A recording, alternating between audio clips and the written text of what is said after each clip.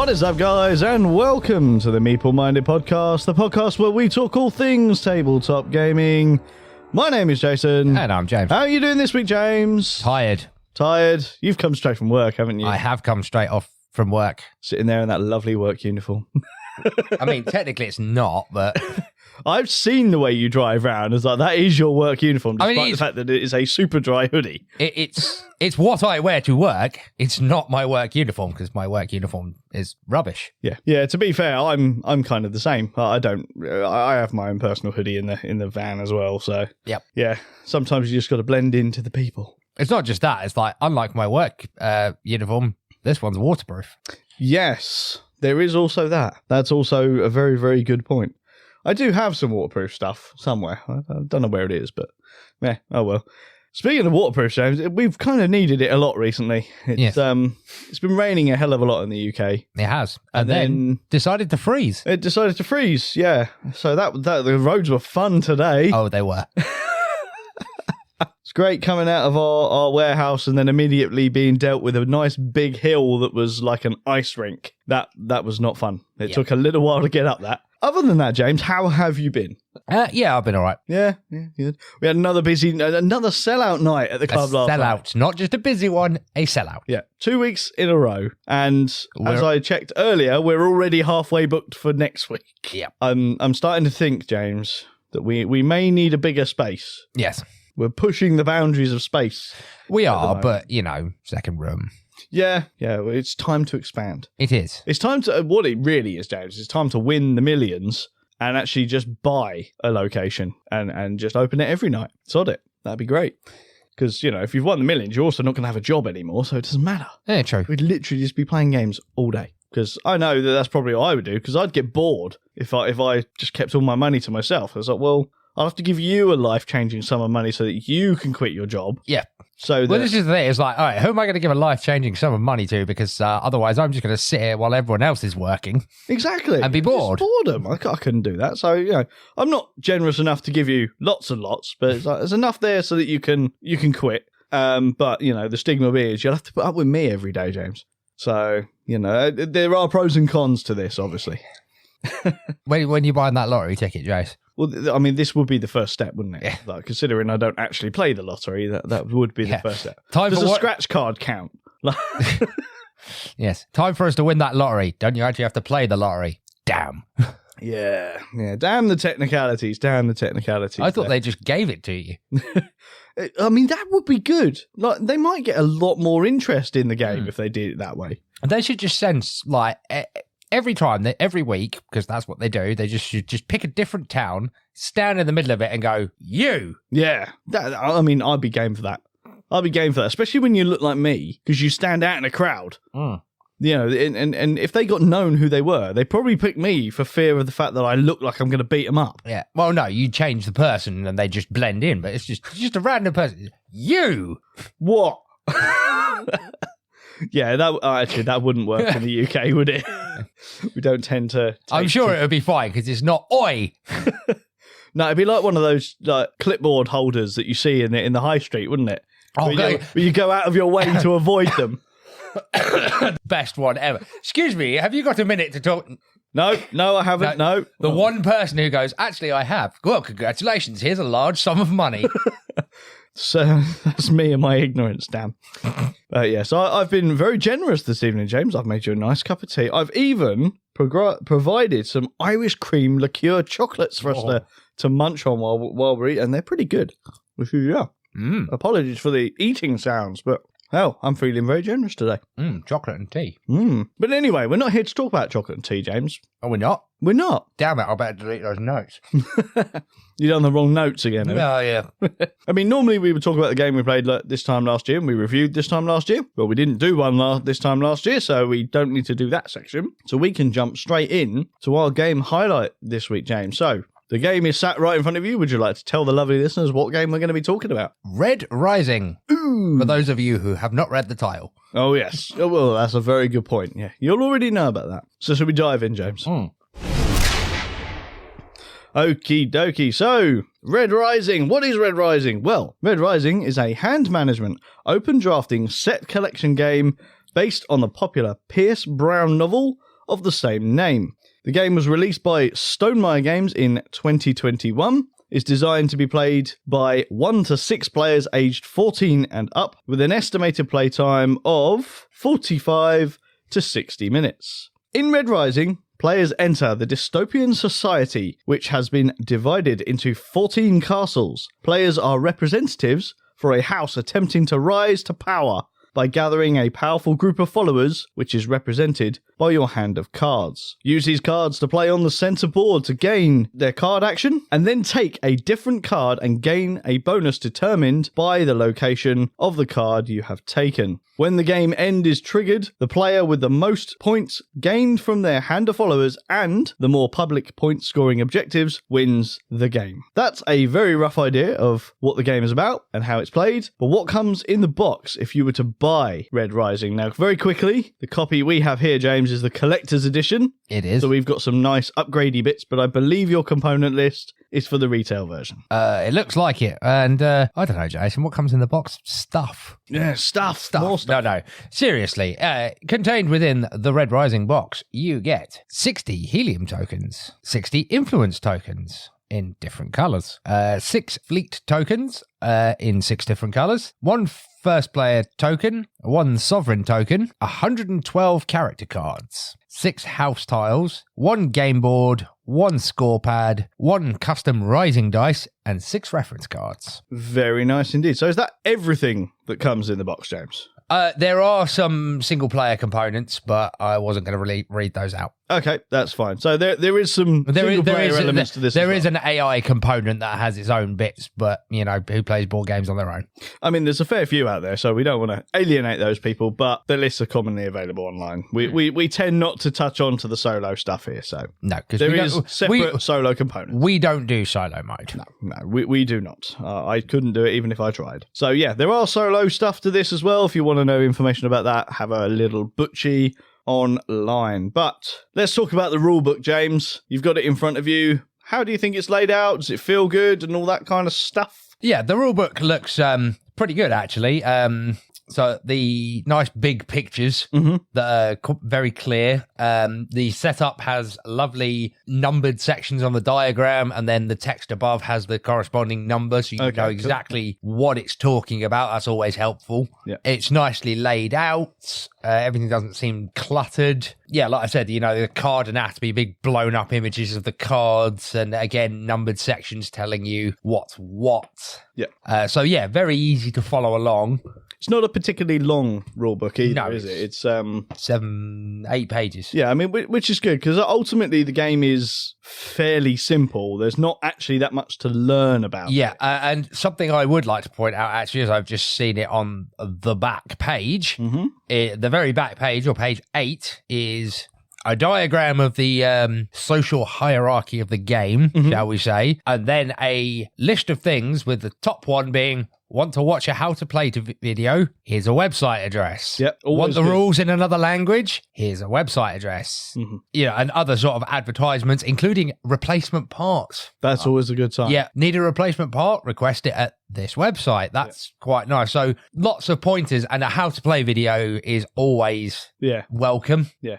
I think that's actually, I'm not 100%, but I think that's like a bit of a staple of Stonemaier Games. Yeah. I'm pretty sure they've always done their own sort of how to play videos, or at least commission someone else to do it for them, which is pretty good. I know that there is a legendary Rodney Smith how to play for this video as well, and you know, he's amazing at teaching games. So, in all honesty, though, I would say with how good the rulebook really is, I never had to watch a how to play for this game, because it's actually quite a simple game, but by all accounts. So, when it comes to the rules and the rulebook, I've not really got anything particularly like outstanding to point out. It feels good. It's got that sort of really nice texture to the rulebook that you got with the likes of Wingspan, like the nice linen finish on the actual rulebook itself. The cards themselves have got that as well. So we're swaying into components now. And I'll just carry on with that, really, because obviously the the game we have in front of us is that collector's edition. So we've got a lot of metal components in here, which I believe in the retail version are plastic. Yeah. But with what we've got here, the metal is very, very nice. It's it's weighty, obviously, being metal. I would say that a slight downside I would have really with the metal components, and that is the color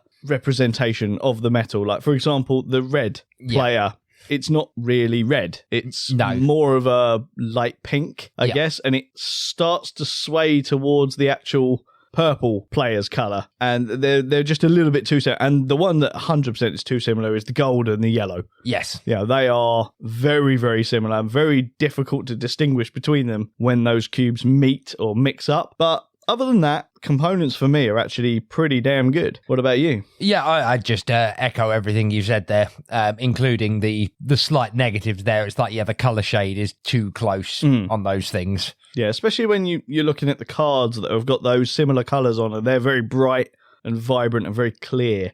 Yeah, what colour those are. Brown and copper's another one that are probably too close to each other. Yeah, I mean, I guess really when it comes to that, he's kind of, I guess, shepherded into having that issue because of the source material. Yeah. You know, the colours are very representative of the source material of the books. Yeah. And the house factions or whatever you want to call them in the books. I hold my hands up here. I know neither of us have read the source material here. No.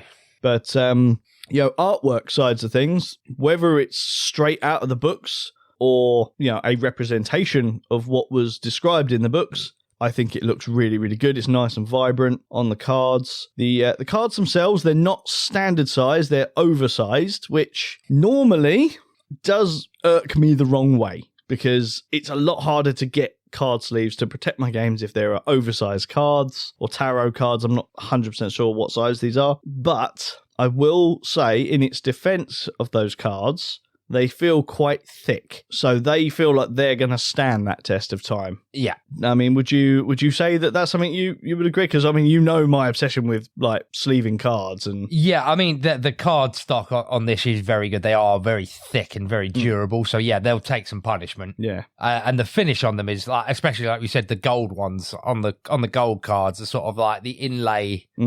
So I will say I believe that is an edition of the collector's edition. No, I don't think the standard has that foil. Surprise me. Yeah. It's sort of like, it's got that nice sort of, I guess, Pokemon TCG foil effect, doesn't it? On the golds. They just got that. They just stand out and they shimmer. Yes. Really, really nice. Nice little touches. I think for me, there's only one more thing I want to talk about with regards to components. And that is that, again, I don't know if this is a retail version as well, but this game does come with a box insert. Yep. Is it good, bad? From what you've it's seen? functional and it's got one. That's always a positive. The only thing I'd say about the box insert is it's just a shame that I don't know what a better word to describe the tubs that hold the cubes. Yeah, they're sort of like indented into it, aren't they? Yeah, and they literally sunken down to hold the cubes. And they don't have a corresponding bit on the lid. So that as soon as you tip the box up, they still fall out. Yeah, that was the one niggle I've actually put down here. The insert is pretty good. Everything's got its own place, really well laid out. You can separate the player pieces into those little indentations, and they hold them really well. But the plastic bit that you put over the top, which is designed to keep the cards in place and everything in place, is great for everything but those player pieces. They're not indented, so there's loads of room for the cubes to fall out, and they go everywhere in the box. And it becomes a bit of a faff when you are setting up. You're trying to dig through everything and try and find the cubes. And, it is a little niggle. If the box is kept perfectly flat, it's not going to happen. Yeah. But, if it's not sitting on a shelf horizontally and going from shelf to table, it's going to be transported somewhere. They're going to fall out. Anything else you want to talk about with components? Anything that stood out to you? I think we've already mentioned it, the cards and the metallic components, which, as we have mentioned, are part of the collector's edition, but they would be the standout components for me, because they are quite eye-drawing. That being said, should we move on to gameplay, James? Let's do it. This is again, I'll take the lead on this one, because gameplay for me has been a real double-edged sword, because I think, as you know, I first played this when it first came out in the UK. Yeah. And I wasn't a fan. I wasn't a fan of it our very first playthrough, mainly because I didn't have a clue what we were doing. Fair enough. You still won, though, just for the record, because you have an undefeated streak on this one. I just wasn't a fan when it first came out. I can't really tell you why. It didn't click with me. I don't know if it's because I didn't know the source material and that I wasn't feeling immersed into it. The mechanisms of this game just didn't hook me. Maybe it's because I just didn't have a clue what was going on at the time. But yeah, it just didn't click with me. I will say now that I like it more than I did. I'm the same in that. But as I'm sure we're going to discuss, we'll figure out just how much more. I like it. So what's your basic impressions of this game, James? My basic impressions, first and foremost, this game only works at high player counts. Mm-hmm. Okay, yeah. And I think it's contributory to the fact that I didn't like our first playthrough, because our first playthrough, it was just me and you, 2-player game. It was, yes. And that deck doesn't cycle anywhere near as much as it needs to. No, I would definitely agree with that one. The lower player counts, 2 and 3 player, I think, is where this game is just kind of. I don't think I would ever bring it to the table. At 2 and 3, 4, 5, and 6, I probably would. Yeah. The good thing about the game is with the way it's played, the downtime is very minimal. There's not really a great deal you can do because the mechanisms of this is play a card, do its effects, pick a card up, gain its reward. Yeah, it's pretty much put something down, pick something up. Yeah, and that is the gist. I mean, you have because that's the lead action, isn't it? You've got the scout action, which is take the top card of the draw deck, put it down on anywhere on the board, and then claim the reward of that area you've put it down on.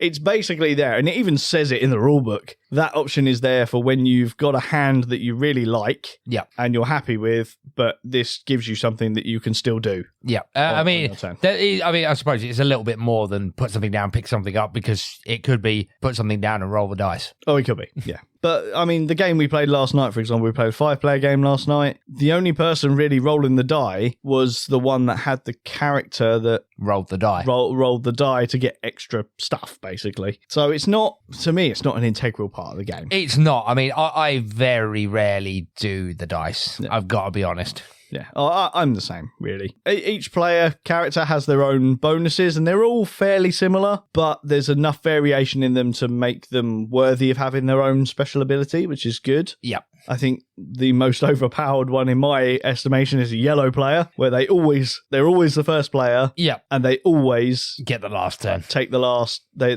get an extra go at the end. Yep. Which is, it's dirty. That's dirty. Especially because when you claim that sovereign token at the end of the game, it's worth 10 points. Yep. So why wouldn't you claim it? I mean, unless there was something that is going to kick off the most amazing chain of point scoring on the board, it's like, why are you going to turn down 10 points? And you're pretty much guaranteed to get it. Yeah. So let's talk about the hand management side of this game just a little bit, James. So the basic gist of the game is, at the end of the game, most of your points for the game is going to come from what you've got in your hand. Yes. So all of the cards have a base value of points at the top. They also have additional points at the bottom, providing you meet their respective requirements. Yep. How do you think that worked? Because would you say that there's a massive variation in points? Yes. I mean, it's usually low base cost with a high bonus if you can meet its requirement, or high base points with a not so good payoff, but the bonus is nice. Yeah, and I guess that's all based on the hierarchy that you were talking about that's demonstrated on the back of the thing. Like the gold is the tip top. Yeah. You know, they've got pretty good high base cost, but their bonuses tend to be a bit meh. Yeah. I mean, 2 of the ones I had last night, for example, their additional ones were actually negative points. Yeah. So I had to achieve the respective thing. Otherwise, it was going to lose me points more than... Yeah, I mean, that is something very much to note, is there are lots of cards in there that do negative points if other conditions are either not met or are met, you know. Which, I mean, for me, that's where the only form of replayability comes in, is that card deck, because it's huge. Yeah, and it's the sole reason why low player counts don't work. And most of those cards, like I said, you know, those bonuses will rely on you having certain other cards, and if that deck isn't cycling, the odds of that card coming out are slim to none. Yeah. Now, another thing I quite like, and I think this is more of a thematic thing, and we'd started to notice it with the games that we've played, and that is certain colour cards do certain things. Yes. With the one that really stands out, for example, being orange. Yes. They have a bonus. They have bonuses. Yes, exactly. Could you remember any of them off the top of your head? Orange is usually, you can treat it as another named character, which is powerful. Yes, that's incredibly powerful, which plays into that what we were talking about just now about requiring certain cards. Yeah. If you've got an orange that can do that, I think you're then relieving the pressure on requiring that named card. Yeah, I had one. I think the total points value of the card was something like 45. If I had this, I think I needed the card, I think it's called Cassius, and then I drew an orange and I went, right, well, there's Cassius. Yeah, exactly. Because I could just treat that card as Cassius. The greys are usually, you can treat them as another colour as well as grey, because there are also cards based on, bonuses based on faction colour. Yeah, if memory serves, to give one more, obsidian, i.e. black. Yeah. They are the cards that primarily will bin cards. Yes. You know, you're able to actually remove cards from the board, which can work in a positive or a negative way, depending on what cards you have. And like you said, it's very thematic because each colour represents a job, effectively. So red is the bottom, and they are the workers. Obsidian, like you just said, bins card, they're the assassins. Yes. Yeah. So it's perfect, isn't it, really? Yeah. Like taking a character and I've assassinated them from the board. Yep. Now, it's not that means they're out of the game, because there are a lot of cards that allow you to take stuff. They have been neutralised. Yes, they've been neutralised, yes. So that's just a few ideas of what the various different factions would do. But there's 14 of them in the game, Joe. 14 colours. Yeah. Would you say that's... I mean, I know it's thematic, but would you say it's too much for the game? At low player counts, yes. It's far too many. So, I mean...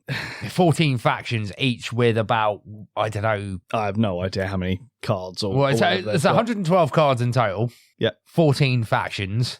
Maths. It's somewhere around 10 cards, isn't it? Yeah, it's going to be something like that. Yeah. Although I don't think the whites have all that many. Yeah. I think the hierarchy ones have less cards. There's a few gold, though. There's quite a lot of gold. Yeah. It's an average of 8 cards per thing. Yeah. Okay. Because 112 divided by 14 is 8. Yeah. So, eight cards per faction. And I suppose, because you have a starting hand size of 5.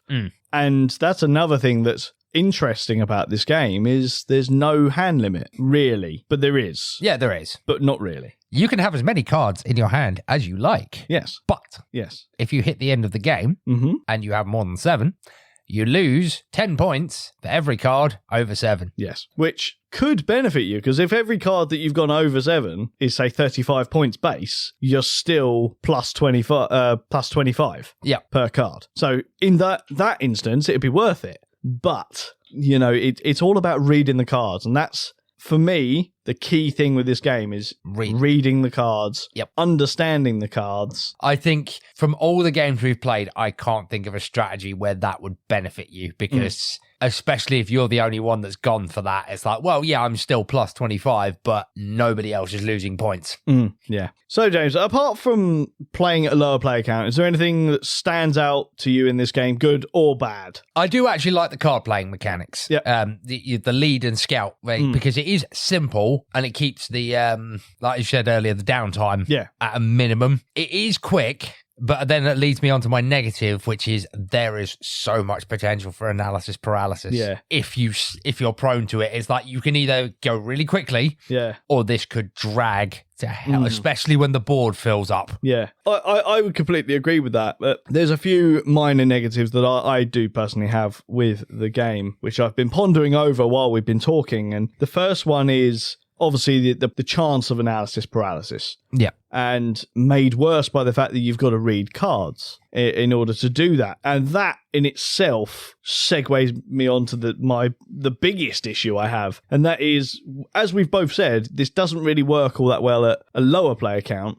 and works amazingly at the higher player count, 5 and 6. The problem is the board size is tiny. Yeah, you can't fit 6 players. 5 and 6 people are having to lean over each other to try and read the cards. And this is a keep your hand hidden game. Exactly. Which leads to problems. Yeah. So, like a tiny little board and having that many people huddled around. Like, we're sat on a standard dining room table here, James. I can get 6 people around this. but the board would have to sit slap bang in the center of the table, and the board itself isn't much bigger than the board game box. Yep. You could actually have it printed on the box. That's the sort of size we're talking about. Yep. And we're also talking about the potential of up to 20 or 30 cards being on there at any one time. Now, granted, for the most part, you can only ever take the top card. You can't, but here's where the analysis paralysis comes in. You can have up to 30 cards stacked on top of each other, and then you draw one which says bin any color from one location. All right, now I've got to go down the line of cards that's on that location, and there are, let's say I would have been a green, and there are 5 greens in amongst that mess. Right, what?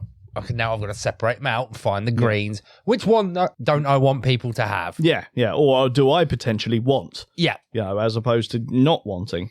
So yeah, that's where my biggest negative actually comes in, is that whole tiny little board. I mean, I like it because it means play area is small, which is great, but it does add the problem of having those higher player counts, which is annoying because that's where this game excels. Yep. Is at that higher player count. So it is, like I said, double-edged sword. Yep. That is all. That's my tagline for this game, is Red Rising, double-edged sword is how I feel about it. So that's where I sit on it. It's not a bad little game. I guess it's not really the best. When I think Stonemaier, I think it's up against the likes of Scythe and Wingspan, which I'd happily play all day, every day, no problems. Red Rising is this one that I would personally come back to?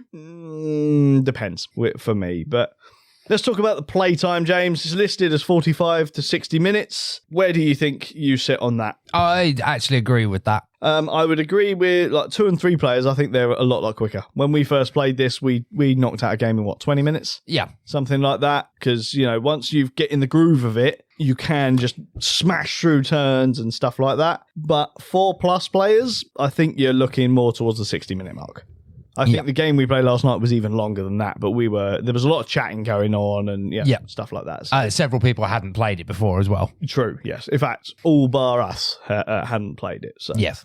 Setup time. This is fairly quick because it is just that one central board. The time sink, shall we say, with the setup is that big deck, because they're not standard size cards. If you've got smaller hands, it's a bit harder to shuffle them. Yeah. If you're not used to shuffling such a big deck of cards as well, that could be problematic as well. But, separate them out, shuffle them separately, and then put them together. That's not too bad. Deal 5 cards to each player and give them their coloured cubes, basically, is where we're at. So, setup time, fairly quick. Okay, James, so value for this game. Now, I have just realised that I forgot to mention the prices I found this for at the start of the episode, where I usually do it. So, I will do that now. I've just had a very quick look online. I'm having a look at it right now. Right now, the cheapest that you can get this game in the UK, retail version, £23, or the collector's edition, which is the one we've got here. There's one currently on sale, down from £40 to £28.99. So, with that in mind, James,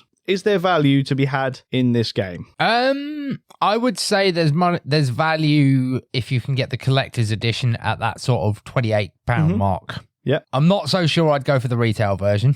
No, I think, especially if there is such a minimal amount of gap between them, I'd pay the extra and probably get the collector's edition just to get the metal bits. Yeah, but I wouldn't pay full price for the collector's. No. I will say that now. I don't think I honestly don't think it's worth £40. No. As nice as some of those components are, but if you can get the collector's edition around the £28-30 mark, I'd say there's value in that. I mean, there is value in this game, but the value's not bad, but it's not great. No. I think the replayability of the game is pretty minimal. Like, we've played, 4 or 5 games over the past couple of months. Yeah. And I feel like I've seen all the cards. Yep. I feel like I know which cards I want to go for. Yep. And the game I played last night, while it was not too bad, it was purely a case of I need to cycle through this deck so I can find the cards I want. Yes. That's legit. It's like playing like Pokemon TCG or Magic the Gathering. It's like I know what cards I need,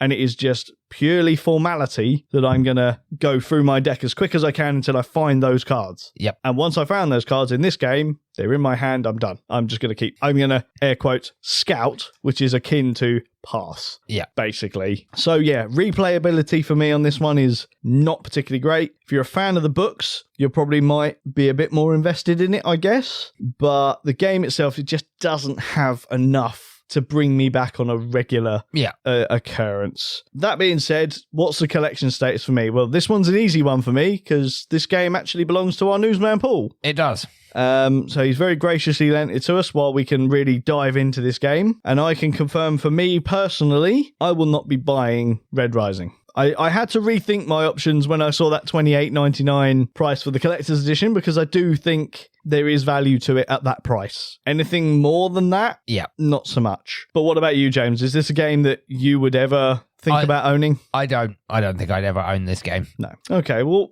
moving on then to recommendations, is this a game that you would happily play again? Yeah. That's how I would sum it up. I personally wouldn't go out and spend money on this, but if there was a seat at the table where it was being played, yeah, I'd probably sit down and play it. Okay, cool. Nice. So again, I'm gonna harp on to that thing of if you're a fan of the book series, yep. I think there is definitely merit to you playing this game. If you're not a fan of the book series, I would still suggest playing the game at least once. You might not find a desire to replay it. Yeah. I personally will be taking a leave of absence from this game for a little while. Yeah. I've played enough of it now, I think, to not want to play this for a little while. Yeah. It wouldn't surprise me if this time next year when we're talking about the games we play, we talk about Red Rising and I turn around and say, I haven't played it since. Yeah. And I wouldn't be surprised in that. I think it's slightly let down as well. I was going to mention this earlier by the fact that, again, because that deck of cards is so big, you need a couple of playthroughs just to see the deck and go, all right, so that works with that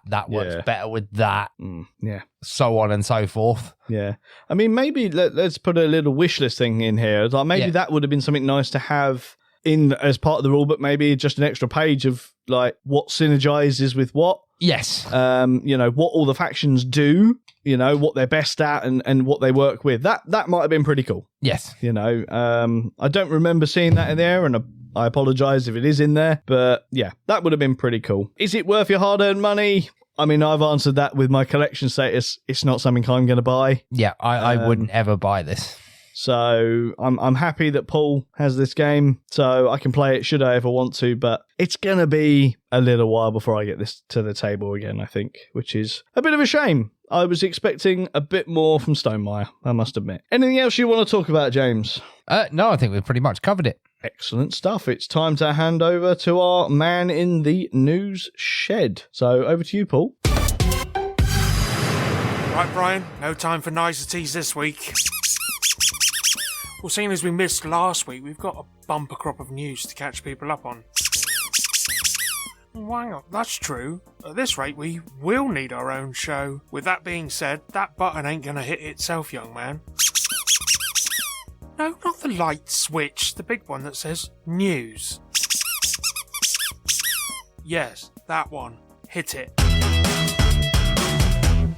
So, what do The Martian, Total Recall, John Carter and Red Planet all have in common? Yep, they're all based on that orbiting red rock we know as Mars, and they're all movies, obviously. While there may well be another joining the ranks if the production company Cobalt Knight has anything to do with it. Founded by former video games executives Christopher Kaminsky and Chris Knox, have both optioned the screen rights to the 2016 award-winning board game Terraforming Mars by Fricks Games. Cobalt Knight has suggested that they hope to do a TV series, but would also consider making a feature film treatment of the game. Of course, optioning the rights is just the first step in a long path to actually getting something on the screen. But at least Cobalt Knight seems to be enthusiastic about making it happen, although no dates or details on the film production are available at the moment. Not complacent with this year's movie release, Dungeons & Dragons Honor Among Thieves, it sounds like the franchise could be making a return to our small screens, be it more on the live action side.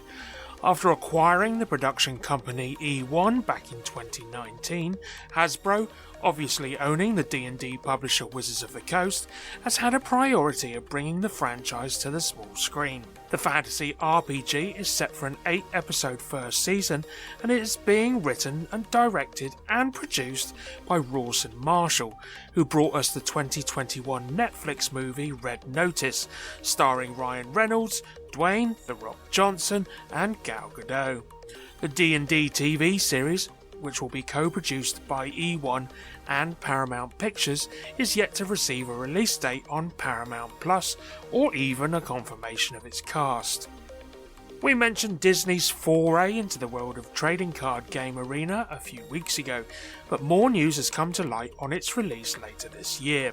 After teasing various cards and artwork over the last couple of months, Disney Lorcana, the first chapter, will make its debut this year at Gen Con, which starts on August the 3rd. Following the game's Gen Con debut, the game will then be available at local game stores from August the 18th, 2023, with what they're saying is supported by a robust, organised play program, followed by a mass retail market release on September the 1st.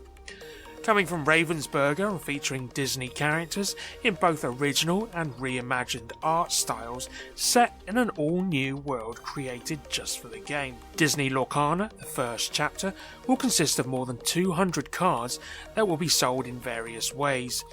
3 starter decks will be sold, each providing a balanced and ready-to-play game deck of 60 specific cards in 2 of 6 inks: Amber and Amethyst, Emerald and Ruby, or Steel and Sapphire. Each starter deck includes game tokens and 1 booster pack.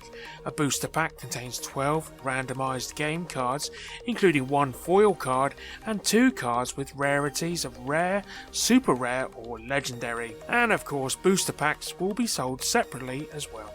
They will also be sold 2 other ways, in a gift set that contains 4 boosters, game tokens, 2 foil game cards, and 2 collectible oversized foil cards. In the first such set, those cards will be Mulan, Imperial Soldier, and Hades, King of Olympus, and in an Illumineer's Trove that consists of 8 booster packs, 2 deck boxes, and a player's guide packaged in a themed storage box. Seven Wonders publisher has announced the latest expansion for its multi-award-winning drafting game entitled Edifice. Releasing on February 23rd, Seven Wonders Edifice wants you to develop your cities and build edifices together.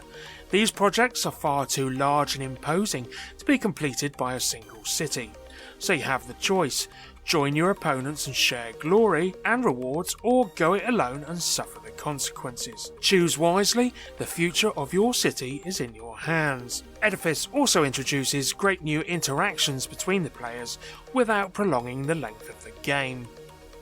The great little card game The Mind is set for a spin-off title from its publisher Nürnberger Spielkarten Verlag. The Mind Soulmates, designed again by Wolfgang Warsch and co-designed and developed by Reinhard Staub, is set to hit our shelves this March. The Mind Soulmates uses the same principles of The Mind, with players trying to cooperate without communication to master multiple levels of the card game. In this game, however, in addition to playing numbered cards correctly in ascending order, they must also play all cards face down, revealing them only after all cards have been played. To help them do this, one player takes the role of seer, and the seer knows more than everyone else. Each round, a specific number of cards are dealt out to the players, and the seer is allowed to look at some of those cards in advance of play in order to give the teams clues about those numbers on a wipeable board. After the players have placed all cards face down, the seer checks whether the cards are in the right order, thereby completing the level. If not, the team loses a life, and the seer distributes these same cards again. In addition, the seer gives another hint. If the team masters all 12 levels, they have won and can now call themselves soulmates. If a game gets an average user rating of 6.5, is it worth reprinting? Many publishers would give you a likely and definitive no. Some publishers have tried and succeeded, of sorts. Take Restoration Games for instance. They took 96's Top Race, which scored a 6.8, and turned it into 2017's Downforce, which currently stands at a 7.2. Buried Treasure, as in dug into the ground, got a 6 back in 1992, and that was transformed into the fruity Buried Treasure in 2021 and has a score of 7. Or indeed 1981's Dark Tower with a score of 6.9, and they turned it into an 8.6 with 2022's Return to Dark Tower. Well, Bitewing Games are going to have a go with Rainer Knizia title. Yep, that's right, a Rainer Knizia title. Knizia's 1992 political negotiation game, Quo Vadis, set in ancient Rome, is currently standing at a 6.5 BGG score and is hoping to come back into the foray with how most reskins and adaptations do, by throwing cute animals at it. Quo Vadis is set to evolve into Zoo Vadis. It will retain the elegant political gameplay that fans have come to love with the Knizia title, while introducing plenty of innovations and improvements. The player count raises to 7 with a second game board, asymmetric player powers, new tactical opportunities, and bringing the board to life with cute chunky animals and functional player screens. Zoo Vadis is set to hit Kickstarter at some point in the near future, with its holding page already in place, so head on over to get notified when it launches. Well, with games leaping to the big and smaller screens this year, it's nice to see it's happening the other way round too. A new tabletop miniatures game based on the television show Game of Thrones and its spin-off House of the Dragon is set to hit some tables this year. Announced by Night Models, a company that already publishes several licensed tabletop miniatures games, is collaborating with HBO, the production company behind the TV series, to release the game centered on the aforementioned House of Dragon, the infamous Targaryen house. Details surrounding the tabletop miniatures game are yet to be revealed, including gameplay mechanics and models, but the new miniatures game will be the first tabletop adaptation of House of the Dragon, with several Game of Thrones board games having already been released, and no set release date has been confirmed for the game as yet, beyond sometime this year. 2 new Marvel-themed board games are set to be released by publisher WizKids, one from the co-designer of Lords of Waterdeep and the other from the creator of Rap Gods. Marvel Age of Heroes has been created by Rodney Thompson, the co-designer behind iconic D&D board games Lords of Waterdeep and Tyrants of the Underdark. The scenario-based tabletop title, Marvel Age of Heroes, will see players taking command of a team of X-Men, the super-powered mutants who are part of the Marvel comic book universe. Each scenario will be unique, with a set of different objectives and a different classic villain, such as Magneto and my personal favourite, Apocalypse, featured within every one. Rather than having players engage with the enemy through direct combat, Age of Heroes challenges players through worker placement and resource management skills. In order to win, players will need to reach the requirements of that scenario's objectives by obtaining the abilities and moves needed. Players will need to reach these power requirements before their competitors if they want to win the game. On the other hand, Marvel Damage Control, designed by Rap Gods and Hoop Gods creator Amari Akil, Marvel Damage Control presents players with the unique tabletop game premise of managing a cleanup crew for the Marvel superheroes. Rather than battling against a roster of villains threatening the city, in Damage Control players are tasked with cleaning up the mess left behind after one of their big fights. Similar to the Michael Keaton's Vulture character in Spider-Man Homecoming, the players in Damage Control are after various powerful artifacts left behind by the superpowered fighters.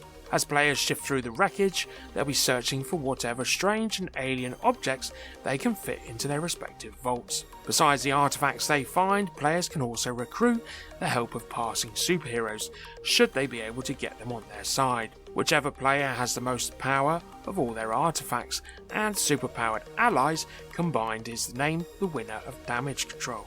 Marvel Age of Heroes is set to be released sometime in Q1, with a retail price set of £60, whilst Marvel Damage Control's release date is yet to be updated after being slated for a release late last year, but remains set at a retail price of £28. And on to our main story. So comes an end to an era. After 25 years on our screens, the ongoing adventures of plucky trainer Ash Ketchum and his electric sidekick Pikachu have begun their final season of the show, which began airing in Japan on the 13th of January. Last year, Ash finally completed his goal of becoming the best, like no one ever was, by obtaining the title of Pokemon World Champion. A run of 11 Pokemon Ultimate Journeys, the series, episodes will bring Ash and Pikachu's story to a close, before a new anime series based on last year's Pokemon Scarlet and Violet introduces 2 new protagonists and their own starter Pokemon drawn from the latest generation of video games. But Pokemon fans aren't ready to wave goodbye to Ash, Ketchum and Pikachu just yet, if their online hunt for Pokemon cards featuring the iconic duo is anything to go by. Ahead of the finale, auction website eBay said that monthly searches for Ash and Pikachu in its collectible card game category had risen by almost 200% in December as fans seemingly looked for Pokemon cards to mark the duo's departure. Ash alone saw CCG searches increase by 60%. Pikachu appears on several of the most popular Pokemon cards ever made, such as the original base set's iconic Chubby Pikachu, as well as the most valuable Pokemon card of all time, Pikachu Illustrator. eBay added that monthly searches for Crown Zenith, the final set in the Pokemon trading card game's current Sword and Shield era, had rocketed 11,000% following its reveal in early November. Searches for Sword and Shield more than doubled, rising by 130%. Although cards featuring our protagonists saw a rise, other cards seeing a resurgence, especially in the UK, were searches for Radiant Charger Bug, which boomed by over 500% in the last 8 weeks of 22, while fellow Sword and Shield card Altaria saw searches more than double by 140%. Deoxys V-Star meanwhile saw searches grow 50%, with Pokemon mainstay Ditto seeing an increase of 30%. Kevin Allo, eBay's collectible card game manager, said the horizon in 2023 looks set to bring innovative decks and characters into the universe, which we also expect to create nostalgic demand on eBay for classic collectibles of the beloved Ash and Pikachu, alongside more retro card decks. Crown Zenith has just released for the Pokemon TCG, and a release date for the new Pokemon animated series is yet to be announced. And we're heading for Kickstarter this week with a game originally released way back in 2013 and has been set for a relaunch by publishers CNC Publishing, with the earlier version being published by Eggertspiel and Pegasus. The game itself is Coal Baron, or if you're wondering about the original, it may have gone under its native German as Gluck auf, designed by Michael Kiesling and Wolfgang Kramer. The game itself is for 2 to 4 players aged 10 and over, with a game length of around an hour to 1 hour and 20 minutes. With the traditional German miners' greeting of Glück auf, the miners would wish each other good luck and that everyone returns safely from their shift. The game is about finding, mining and transporting coal at the end of the 19th century, where pretty much power of any description was produced by the black stuff. The task is to produce lorries, get them into the mines and extract as much coal as possible. You can use the coal to fulfill orders and collect victory points for them, with the difficulty being that each task requires a specific type of coal. Sometimes for certain veins of coal you'll have to go very deep down into the tunnel, which can, as well as being very dangerous, also be very expensive. So let's get dirty, spit on your hands and let's go. The game lasts 3 rounds, and in each round players take turns placing their workers on action spaces. You can place on a space occupied by another player, but you need to place additional workers in order to do so. Each player has an individual elevator shaft and will need to use workers to extract coal and bring it to the surface, while also competing for contracts and scrounging for cash in order to do everything else that needs to be done. The project is running until Thursday, February the 16th. Pledge levels are pretty slim, with only the deluxe edition available at £66 or $75. This includes a neoprene game map, UV printed meeples, Kickstarter exclusive metal components and coins. It's just past its funding goal and has a few stretch goals yet to unlock, so if this sounds of any interest, head on over and give it a peek. Well, that's that then. Might have to trim it down again in editing, but hey ho, think everyone's updated. Oh, what's that? Oh, that's right. If you are around Sussex this coming Sunday, the 29th of January, then I have my board game day for Mid-Sussex Meeples, held at Cypress Hall, Cypress Road, Burgess Hill, from 10 a.m. through to 6 p.m. Still £5 a head with refreshments included, so I hope to see some of you there. I know, Jason's going to kill us for running over again. Right, say goodbye to everyone. And it's a goodbye from me. Keep safe, Meeples. Keep those dice rolling, the cards shuffling, and we'll be right here for you next week. Thank you very much for that, Paul, and thank you guys for joining us once again for another game highlight episode. This time talking about Red Rising. James, how did it go? And yeah, Red Rising. Yeah, I think it went all right, Jace. Yeah. It's hard. Yeah. I really wanted more from this game. Yeah, I wanted a little bit. Expected more. I wanted a little bit more, but is that because of the name? I mean, it might be. Like, for me, it just feels like, because again, I don't know the source material. This could be any theme. Yeah. Like, I could imagine this to be any theme because I don't have a clue what I'm looking at. You know, I like the idea of dystopian societies and all that kind of stuff. But I just don't know anything about the source material. I have no investment in the characters. I was actually referring more to the designer. Is it because you're comparing it to other... Well, I mean, that's the other thing, isn't it? Yeah. You know, because predecessors, you're talking Scythe. Yeah. You're talking, I mean, granted, Wingspan's a different designer, but it's the same company. You know, Tapestry. I'm not a huge fan of Tapestry, but do you know what? I think I'd probably play that over this. Yeah. But, you know, I'm thinking Stonemaier. What am I going to play? I'm probably going to go Scythe, Libertalia, Tapestry, Wingspan. You know, Red Rising is really low on that list. And it's sort of like... It seems the it's outcast. a very... Because as someone who's quite into sci-fi and that, it seems very niche. Yeah. Like, I think, you know, being that this is an actual Jamie Stonemaier game, you know, I think he does like the book series. Yeah. Or I'm assuming it's a series anyway, but the Red Rising book, you know, and he's probably drawn a lot of inspiration from that, which is great. Really happy. But it does seem very, very niche. Yeah. Considering how, you know, big and popular and mass production Stonemaier Games has become. So, yeah. I mean, that's how I probably would sum it up if I hadn't, you know, maybe I should have brought it up when we were doing the closing statements. Out of choice, I'd probably go Scythe, especially for a dystopian future. Yep. But there you go, James. Shall we sign off for another week? Yeah, let's do that. Go and have another cup of tea. Maybe get a game in. Till next week, guys, I have been Jason. And I've been James. And you've been listening to the Meeple Minded podcast. Join us next week for more tabletop gaming goodness. Ta-ta, goodbye.